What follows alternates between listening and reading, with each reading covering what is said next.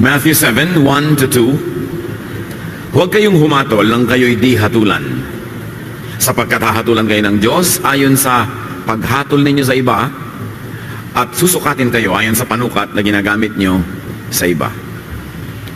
Lagi na lamang na tayo ay natatanong ng sari-saring tanong tungkol sa Bible, at isa dyan yung, ligtas po ba si Judas? A very valid issue, interesting question. Pero meron munang dapat unang itanong, Judas ba si Judas? Dear Lord, we thank you that you understand us, that you love us, and that there is nothing we can do that is beyond your love. Sa sandaling ito, Panginoon, kami pakalinisin ninyo, paging dapatin na tumanggap ng inyong pagtuturo, pagtutuwid, pagpapaliwanag. At dalangin namin kayo maging tanging tagapangaral, tinig yung aming marinig, akayin niyo po kami sa lalo pang pag-unawa sa inyong katuroan, sa inyong kaliwanagan, sa inyong katwiran, at magamit namin ito sa pang-araw-araw na buhay. Father, do your will, teach your people, glorify your name, and we pray, we thank you, in the name of Jesus, your Son, our Lord, our Savior. Judas ba si Judas? Kung minsan makikita mo sa mga jeepney, God knows who does not pay. At yung Judas, ang spelling ng Judas not, H-U-D-A-S. Masyadong vilified, masyadong may mga opinions tayo about Judas. Mark 14:1. Bago dinakip si Jesus, ang mga punong pari at mga tagapagturo ng kautusan ay patuloy na naghahanap ng paraan upang maipadakip si Jesus ng palihim at maipapatay. Desidido na mga priests, the leaders of the nation, the elite of Israel, that Jesus should be eliminated. And the chief priests and the teachers of the law were the initiators. Silang mga kapural, silang mga nagpasimula at nagpasimuno ng ganitong ideya na si Jesus ay dapat dakpin at ipapatay. But they do not have in their power to give the death penalty, because at the time Israel was under the imperial rule of Rome.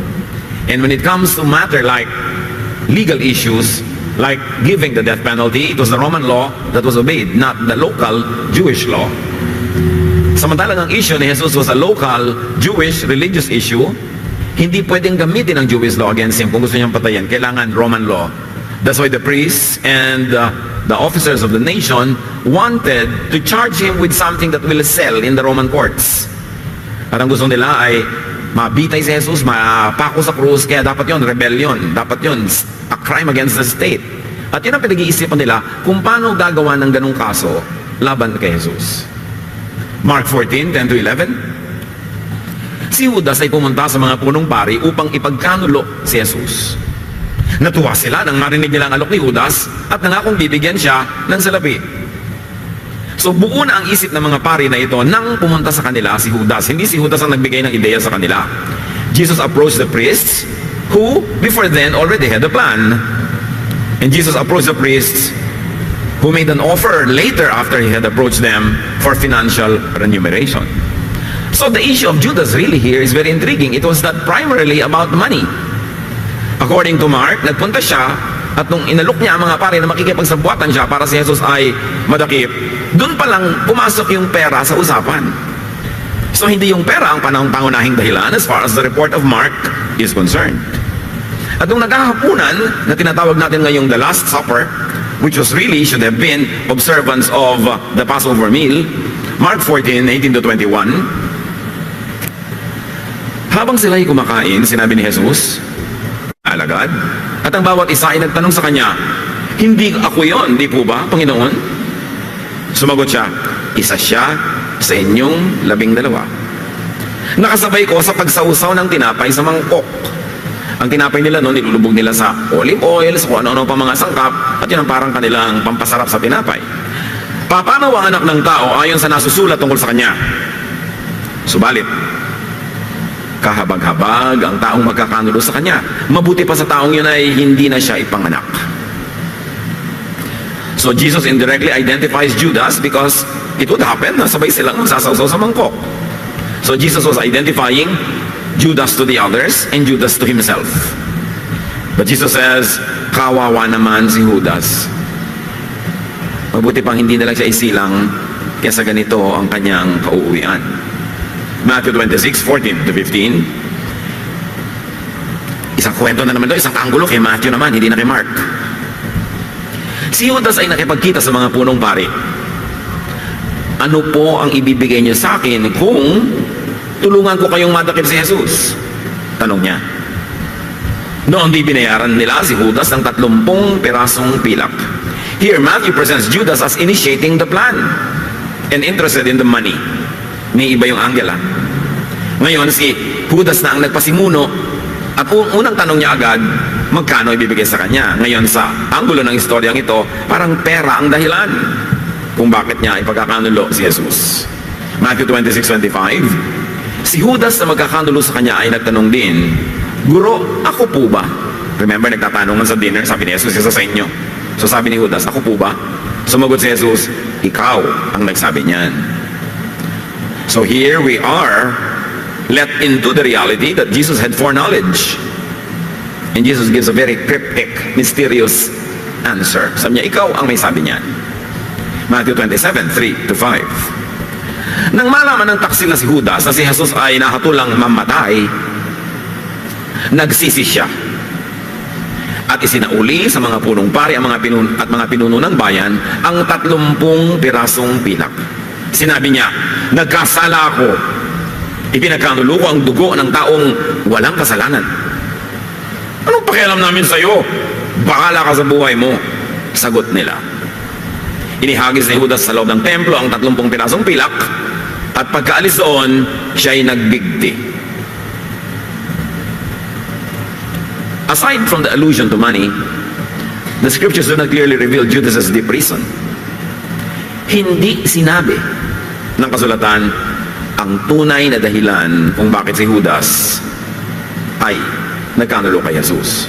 But clearly, we are told that Jesus was shocked by the outcome of the arrest. It was beyond his expectation. Judas was truly, deeply sorry. And that he purposed to return the money. Talagang isusuli niya yung pera. So, malinaw na hindi talaga pera ang dahilan. Kasi ba niya isusuli? Nung hindi tinanggap ng mga pare, ibinato niya sa sahig. Hindi niya talaga inuwi uli ang pera. Judas acknowledged his sin, his mistake, and affirmed Jesus' innocence of the political charge. Nahatulan ng kamatayan, ibig sabihin nagtagumpay yung mga pari na gawing political yung issue. So nagamit nila ang gobernador, ang Roman governor, si Pilate, to give the death sentence. Therefore, it could only have been a political charge, and that was rebellion, inciting the people to revolt, exciting the people so that they could riot. All those things, allergic ang Roman government. So hindi akalain ni Judas na yun ang ikakaso. Judas forcefully returned the money, then hanged himself. He died even ahead of Jesus. At pansinin natin yung mga pare. Jesus came as a repentant. And when a sinner comes as a repentant, absolution must be given. Pag ang isang makasalanan ay dumating bilang nagsisisi, penitente, nagpepenitensya, nagpaparusa sa sarili, tumatanggap ng kamalian, dapat bigyan ng kapatawaran. Hindi ko na nangyari. So, bahala ka sa buhay mo. Religiosity is no guarantee of inner goodness. In fact, misguided religiosity could even harden a person's heart, could make a person cruel when convicted in his mind that what he's doing is service to God. Luke 22:3-5. Si Luke naman ang nagkukwento. Pangatlong version na ito. Noon na may pumasok si Satanas kay Judas. Kaya nakipagkita siya sa mga punong pari at sa mga pinuno ng bantay sa templo upang kanilang pag-usapan kung paano niyang ipagkakanulo si Jesus. Natuwa sila at pumayag na babayaran si Judas ng salapi. May bagong element ang anggulo ng kwentong ito.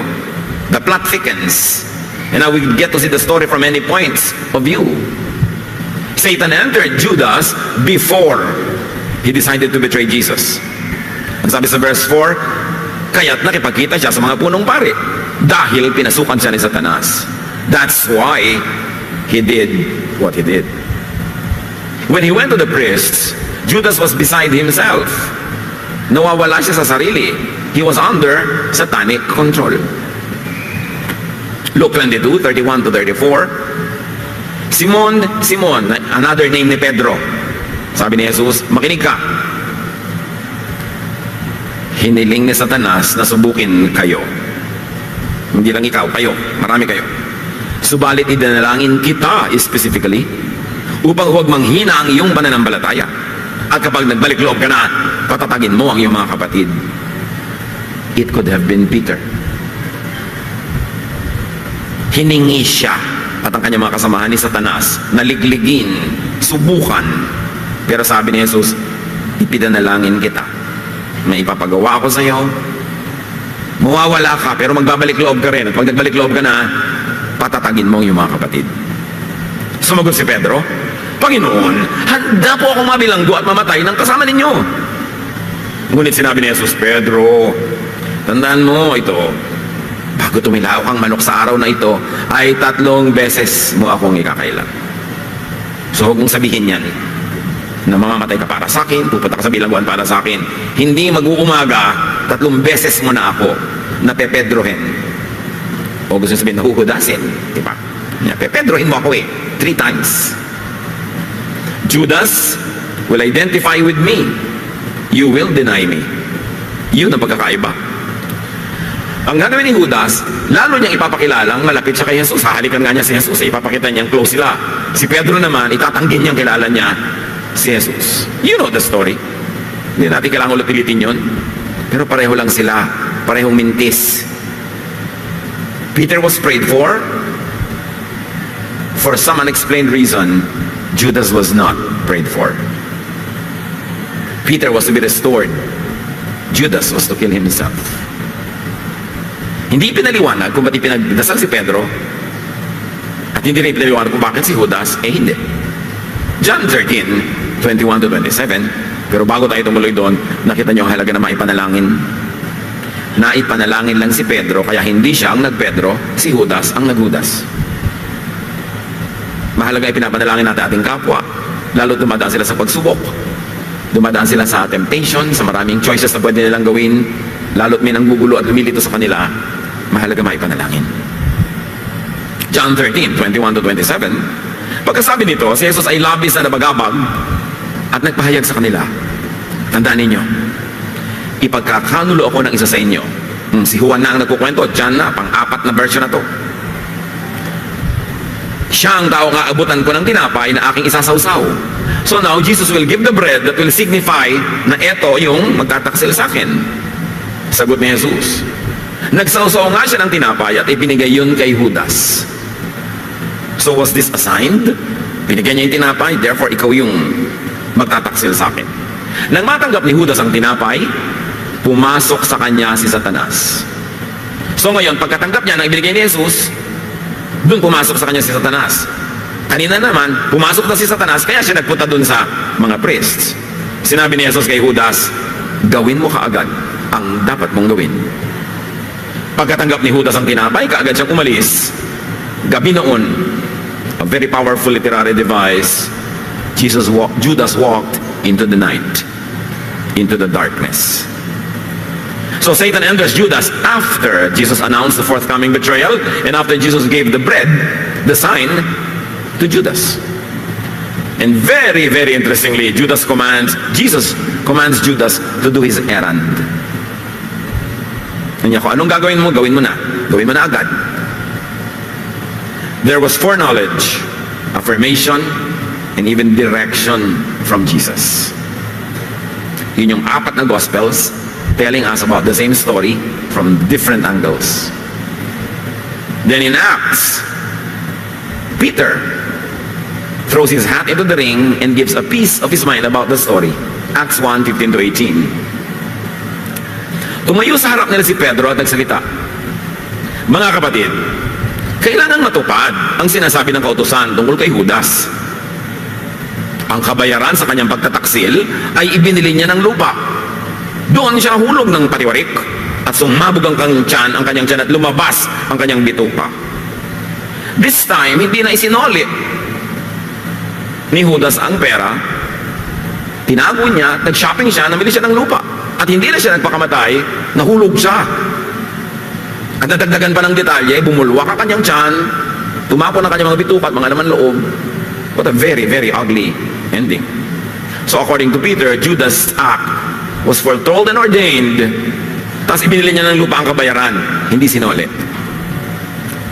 Si Pedro sa Acts walang binanggit na pagsisisi at pagbibigti. Nag-shopping pa.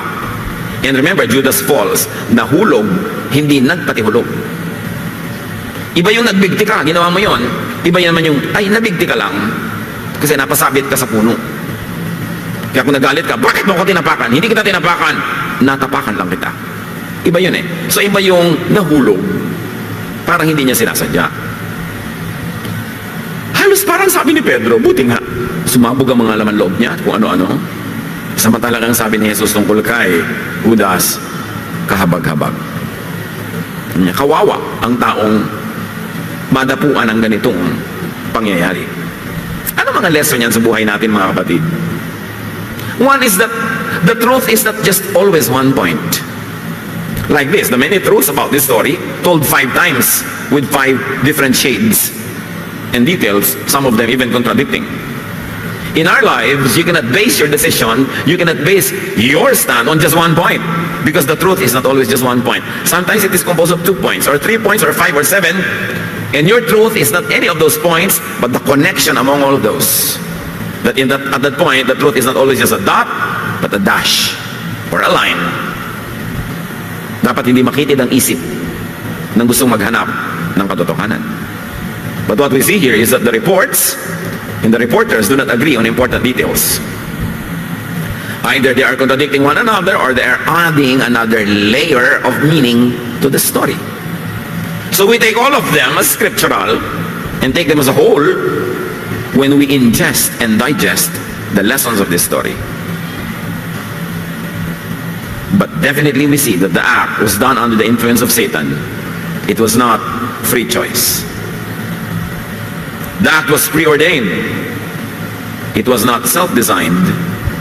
And the act was with the knowledge, consent, and direction of Jesus. Judas became an important actor in the moving plot about the redemptive work of Jesus. And what is important to appreciate is that when Jesus came to his senses, minus satanic control, nung nahimasmasan at tauhan at iniwan na siya ni Satanas, Judas was remorseful. He tried to correct the situation. Nung matanto niya ang pinuntahan ng kanyang ginawa, nagsisi siya. Sobra siyang nalungkot. Gusto niyang bawiin ang lahat, kung pwedeng ibalik ang oras. Perhaps by returning the money, he was hoping that the priests would also change their minds and withdraw the accusations. So he returned the money. Whether or not the priests received those money back with their hands, Judas parted with that money. He wanted to correct this mistake, but when denied a way for redress, pinagkaitan siya ng pagkakataong ituwid ang kanyang pagkakamali, itama ang kanyang pagkakamali, Judas killed himself. Tanong agad ang mga iba, save ba si Judas? Given all of these elements of the story, could anyone pass judgment on Judas? Was Judas an instrument in carrying out the grand plan of God through Jesus? Ano kaya ang nangyari kung hindi siya nagtaksil at hindi natakip si Jesus? Ano kaya nangyayari kung hindi siya natuloy ang crucifixion? Ano kaya mangyayari kung hindi nagka-crucifixion, hindi walang resurrection, hindi kayo nakaupo dyan? Hindi tayo sama-sama ngayon. As an unwilling instrument, like an actor with a script, and under satanic control, and even with Jesus' consent and direction, could Judas be charged with guilt? Pinasukan na ngayon tao ng diablo. Sinabi pa ni Jesus, gawin mo na agad.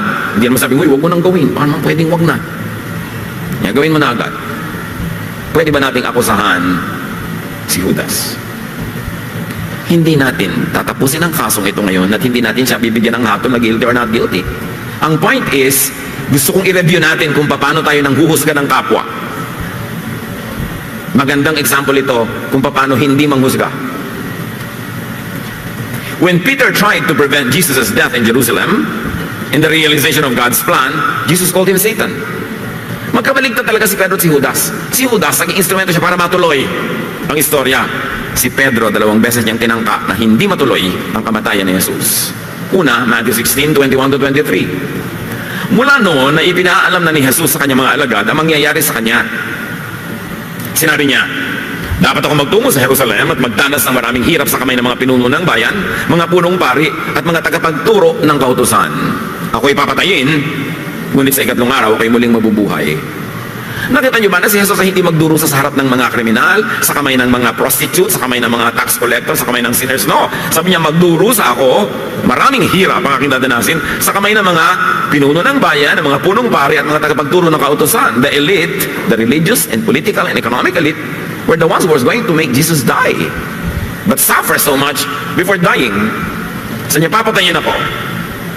Pero ang ganda ng sabi niya, okay, magalala, sa ikatlong araw, okay, muling mabubuhay. Dinala siya ni Pedro sa isang tabi at pinagsabihan, Panginoon, huwag nawang itulot ng Diyos. Kailan may hindi yan mangyayari sa inyo. Ngunit hinarap siya ni Jesus at sinabihan, lumayo ka, Satanas. Hadlang ka sa aking landas. Ang iniisip mo'y hindi sa Diyos, kundi sa tao. Tungkol kay Judas, sabi ni Jesus, kawawa naman. Mabuti pa hindi ka na ipanganak kung ganyan ang mangyayari. Kahabag-habag. Itong si Pedro, drama talaga siya. Hindi ko po papayagang mamatay kayo. Sabi niya, Satanas, lumayas-layas ka sa harapan ko. Hindi yan ang script ng Diyos. Kailangan maganap ito. Huwag mong hadlangan. And during the arrest of Jesus, when a disciple, which many scholars think is Peter, when a disciple tried to use force in preventing Jesus' arrest, Jesus stopped him. Matthew 26:50-54, sinabi sa kanya, sa arresting officer, yan ang sabi ni Jesus sa arresting officer, kaibigan pa niya yung mag-arrest. Itong si Pedro pumipigil, Satanas. Niya, kaibigan, gawin mo na ang sadya mo. Parang yung sinabi niya kay Judas, gawin mo na. At siya nilapitan nila at dinakip. Bumunot ng tabak ang isa sa mga kasama ni Jesus at tinaga ang utusan ng pinakapunong pare. At natagpas ang tenga niyon. Sinabi sa kanya ni Jesus, ibalik mo ang iyong tabak sa lalagyan. Ang nabubuhay sa tabak ay sa tabak mamamatay. Hindi mo ba alam na kung hihingi ako ng tulong sa aking ama, ay padadalhan agad niya ako ng higit sa 12 batalyon ng mga anghel? Hindi ko kailangan ng tabak mo to prevent this. If I want this prevented, the Father in heaven will send me 12 battalions of angels. Ngunit, paano matutupad ang mga kasulatan na nagsasabing ito ay dapat mangyari? So, for having done what he did, and even under satanic control, Judas nga ba? Si Judas. Judas nga ba ang Judas ng barangay nyo? Alam nyo, hindi lang sa 12 disciples may Judas. O may binabansagan na Judas. Halos bawat pamilya may Judas. Yung, ay, yan ang black sheep namin. Ay, yan ang Judas namin. Lahat na lang ng mga nangyayaring dilubyo sa pamilya, may isang binubunto na ng sisi. Ganon din sa isang kumpanya. Miso nga, ganon din sa church. Hindi kami nabe-bless dahil dyan. There is sin in the camp. Mga ganyan-ganyan. Pero tayo, hinuhudas-hudas. Kaya mahalagang reviewin ang kwento. Because there's a Judas in each one of us. And there's also a Peter in each one of us. Tayo actually ang mga tauhan ng kwentong ito. Kaya mahalagang suriin ang ating mga sarili. Matthew 7:1-2. Sabi ni Jesus, huwag kayong humatol nang kayo'y di hatulan. Sapagkat hahatulan kayo ng Diyos ayon sa paghatol ninyo sa iba. At susukatin kayo ayon sa panukat na ginagamit ninyo sa iba. Kung mahigpit ka sa iba, mahigpit sa iyo ang Diyos. Kung di ka nagpapatawad sa iba, di ka patatawarin. Mapagpatawad ka, mapagpatawad sa iyo ang Diyos. Kanya, kung paano kayo nanunukat ng kapwa nyo, yun ang ibinibigay niya sa Diyos na the same panukat para sukatin din kayo. There are persons that people love to love, and there are those that people love to hate and to demonize. Pakaisipin nyo. Sa ating pamilya, circle of friends, sa ating social circle, madalas meron tayong paboritong pagmukhaing masama. Siya ang may kasalanan ng lahat. Siya lagi ang mali. Siya ang dapat laging sisihin. Why? Because people tend to oversimplify situations. Like oversimplifications down to the story of Judas, but now you see how complicated it really was. Seeing it from 5 different angles. People demonize others because people tend to label other people in order to easily pass judgment on others. Labeling. Pag na-label mo na ang taong tamad, kahit may mga ginagawa siyang sipag, bulag ka na doon. Ang makikita mo lang yung magpapatibay ng yung label na binigay sa kanya na, oo, tamad na siya. Pag nilabel mo ng isang taong masama, hindi mo na nakikita mabubuting ginagawa niyan. Puro masama na lang para yung label na ibinigay mo, lalo mong mapatunayan. Kawawa ang matawag na Judas. Kawawa ang mabansagan ng kahit anong bansag. At pag labeled na, frozen na ang ID, siya na lagi yun. Kaya sa mga pamilya, kung minsan, mga maliliit pa kayo, mga teenager, may tinawag na ito yung black sheep, hanggang katandaan na. Yun ang naka-assign sa kanyang role. Ayaw na nating mag-iba ng pag-iisip. Yung nauna, yun na lang. Kaya kahit may nag-aaway, yung mauna magsumbong, usually siya ang kinakampihan. Gusto niya, yung kaaway ko kasi masama. Masama na rin sa iyo. Galit siya, galit ka na rin. Kasi marami tayong pagsukat sa kapwa. Hindi naman natin talaga inaral. Minana natin yung damdamin, yung attitude nung nagkukwento. Tulad niyan, kaninong kwento, sa 5 kwentong ito ang nakatanim sa utak natin sa pag-isip natin tungkol kay Judas. Sana, yung ika-6, yung kay Jesus, yung sabi niya, kahabag-habag si Judas. Hindi madali na maging Judas. Because Jesus teaches us to not judge. Paulit-ulit naman yung Holy Week stories, pero ang mahalaga, anong talab sa atin pag pinag-aaralan natin? Tulad ng kwentong ito, part of this Quaresma themes, may tinatawag, may nililabel, ay tinuturing ka bang Judas by oversimplification? Dahil ba sa kakukwento ng anak mo tungkol sa kanyang teacher, Judas ang teacher niya? Judas ang classmate niya? Judas ang nanay ng classmate niya? Dahil kwento lang ng anak mo na titinig mo, syempre siya ang bida. Lahat ng hindi niya kakampi, Judas yun. Dahil baka susumbong sa'yo ng asawa, nagiging Judas na ang nanay mo. Dahil basta kaungot-ungot naman ang nanay mo, yung asawa mo, nagiging Judas na sa tingin mo. Ano kaya dyan? Ang mga anak ng Diyos, dapat hindi kanya mag-isip. Because Jesus is truth. And truth sets free. May proseso ka ng pag-alam ng katotohanan bago ka mag-jump into conclusions. At napaka-ulit-ulit ni Jesus, do not judge anyone, anytime.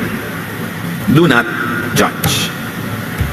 Do not judge anyone, especially when based on other people's perception. O pag perception lang ni Peter yung basis mo, anong judgment mo kay Judas? Pag perception ni Jesus, pag perception ni Luke, ni Mark, pag perception ni John. Do not judge anyone when based on the competition's reports. You and I know that when you read the Gospels, the disciples were constantly bickering, quarreling, and competing with one another. Nag-aaway-aaway sila kung sino ang uupo sa kanan at kaliwang gilid ni Jesus, kung sino ang bibigyan niya ng karangalan, and they were always discussing who the greatest is. In fact, during the so-called Lord's Supper, they were arguing about who will be greatest in the kingdom of God. And now you are reading stories about Judas from the points of view of those competitors. They were not perfect. They were not disciples of Jesus because they were perfect. It is precisely because they were imperfect that they were called. Sabi ni Jesus, I did not call the righteous, I called the sinners to repentance. I did not call the great, I called the humble. So, hindi ko mo sinabi ng mga ito, yun na. At napakadali na bumato sa kapwa, magalit sa kapwa, manghusga, manglait, pag may hawak kang isang verse. Tulad nung kung hawak mo yung Book of Acts na sinabi ni Pedro, talagang kondem mo na si Judas. Kung ang hawak ka naman yung verse na sinabi ni Jesus o yung verse na sinabi ni Luke, medyo magkakaroon ka na ibang pananaw. That's why the truth is not always just one point. And the truth is not always just one verse. And if you live only by one verse, well, there are many other verses talking about the same thing, and you do not synthesize all those verses before you arrive at a conclusion, you will have a one-track mind, a narrow mind, and probably a very unkind heart. Kaya dapat nanunuri. Napakadali para sa atin na laitin, kawawain, batuhin ang isang tao pag meron tayong hawak na verse. Pero hawakan mo muna at unawain lahat ng mga ibang verses na may sinasabi tungkol sa topic na yun bago ka dumating sa isang conclusion. At kung may kaisa-isang verse na matitira sa iyong kamay na i-apply mo, let it be the verse of Jesus. Now, even the situation of Judas had so much gray areas and ambiguities. Kaya hindi ganun kadali. At eto pa, Judas did not live to tell the tale, his version of the story.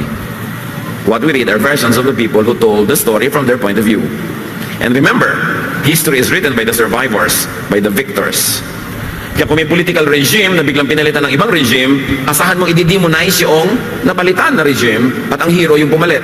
Subukan mo magkaroon ulit ng mga pagbabago at yun naman pumalit ay napalitan, siya naman ngayon ang biglang masama.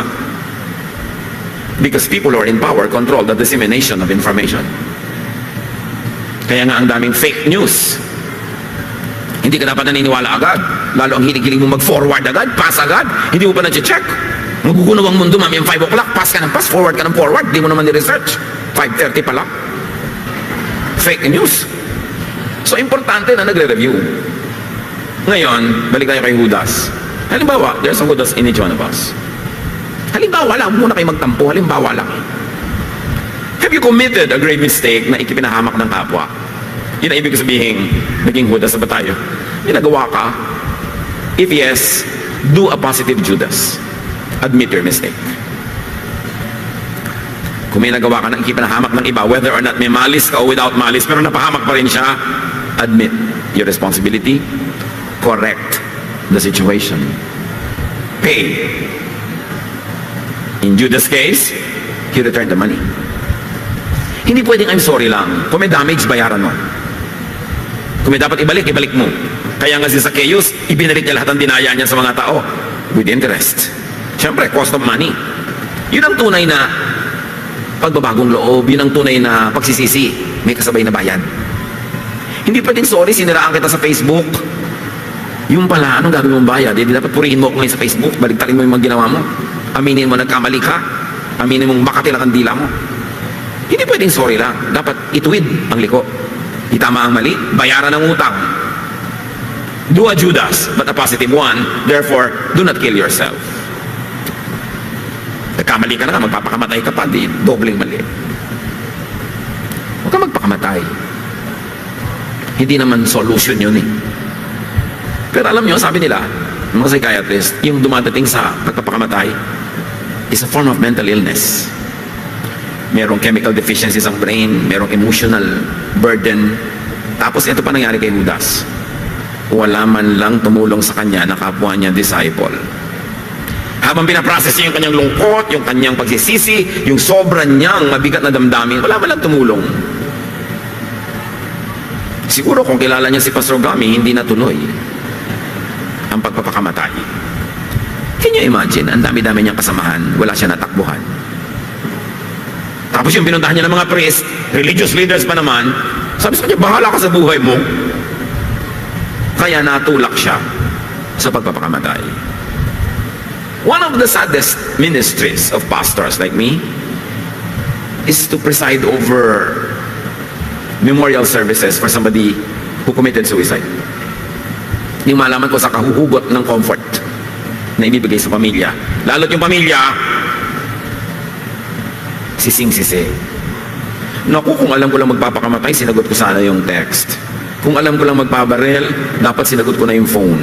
Sasamahan ko na lang sana siya magdamag. Kahit yayain niya ako sa low tide ng mga island, sasamahan ko siya. Kung alam ko lang magpapakamatay, itadrop ko ang ginagawa ko, pupuntahan ko. Yun nga, hindi mo kasi alam.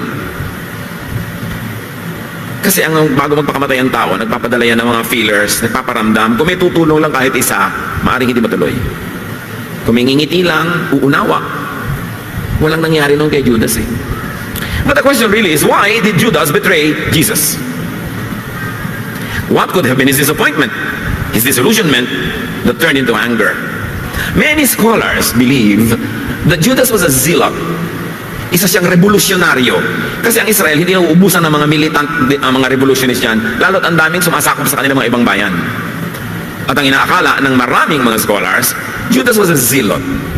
Naghahanap siya ng Messiah, tulad ng hinahanap ng maraming Israelites. At sa kanila, ang Messiah, yung hindi Messiah natin ngayon na spiritual savior. Ang tunay na concept ng mga Israelita sa Messiah was a political leader who's charming enough, powerful enough, with great powers from heaven, who will lead Israel in an armed revolt against Rome and will set the nation free. Ang mga Israelite, pag nagsasabi ng salvation, Hindi salvation ng kaluluwa pinag-uusapan nila. Salvation nila, political, economic, social salvation from their oppressors. Iba ang tingin natin ngayon sa the same word salvation, sa Messiah, sa Savior. Hindi spiritual sa kanila yun, political.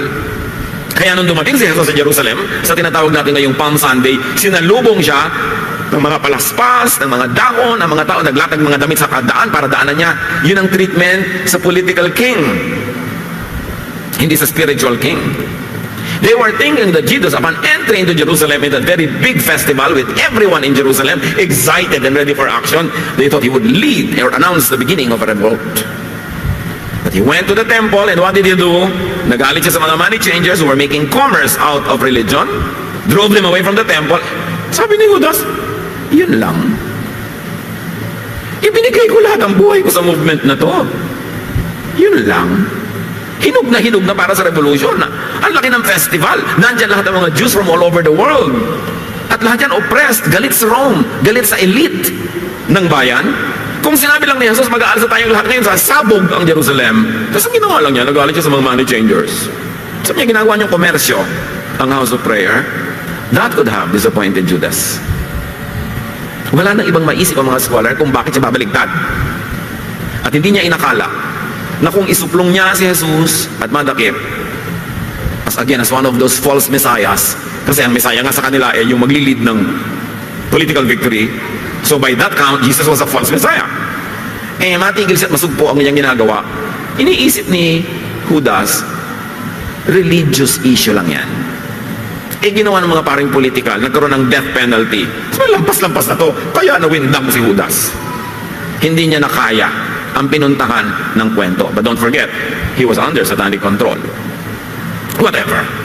The devil enters into one's heart through the openings caused by negative thoughts. Anong negative feelings ang pinasukan ni Satanas sa puso ni Judas? Maaaring disappointment that led to anger. Anong mga opening sa puso ng tao ngayon ang pwedeng pasukan ni Satanas? Negative feelings like envy, jealousy, hatred, fear. Yang lahat ng yan ang iminawak si Jesus sa mga sabi niya, do not fear, do not be angry, forgive, be at peace, be at rest. Kasi pag sobra kang stress, sobra kang pagod, pwede kang pasukan ng demonyo. Sobra kang galit, di ka nagpapatawad, namumuhi ka, pwede kang pasukan. Nade-depress ka, pwede kang pasukan. Kaya lahat ng negative feelings, yan ang kalaban ng true spirituality. Kailangan ni Satan ang entry point. Hindi ka basta-basta napoposes kung walang papasukan, kung walang kakapitan. Kaya dapat, kung ayaw mong tirhan ka ng tubig, para kang buko. Pag dumaan ng tubig, daplis ang daplis. Pero subukan mo na buko kang ang dami-daming buhok. Kung ma-imagine nyo ang bukong may buhok, pagdating ng tubig, hindi aalis kasi hinuhold ng buhok. Ang baboy na hinuhuli pag mga piyesta-piyesta, contest, di ba? Pinapaliguan ng langis para dumulas. Ngayon, kung ikaw baboy, ang dami-dami mong tangkay, hawakan, ribbon, ang dali mong hawakan. At gano'n ang mga tao, madaling hawakan ni Satan pag marami mga ribbon-ribbon, tangkay-tangkay, mga negative thoughts, negative feelings. Madaling mademonyo ang taong negative ang pag-iisip. Nagtatanim ng sama ng loob, ng galit, natatampo. Diba? Ang daming ganun. Pag nagalit ka nga, minsan kung ano-anong nagagawa mo, pagkatapos ng galit mo, nagsisisi ka rin. Pero, napasok ka na rin sa Satanas kahit lang na 30 minutes o 5 minutes. Kaya dapat natin isipin, bakit nakarating si Judas sa point na yun? One, meron siyang negative feeling na ni-nurture niya, napasukan tuloy siya ni Satanas, tapos wala siyang masabihan. Either hindi siya nagsasabi, o alam niyang walang mararating ang pagsasabi niya sa kanyang mga kasamahan. Do not give the devil a chance to enter your heart. Ano ang entry point ni Satanas sa inyong puso? Isara nyo yan. Kasi dyan siya papasok. Ano ang weakness mo?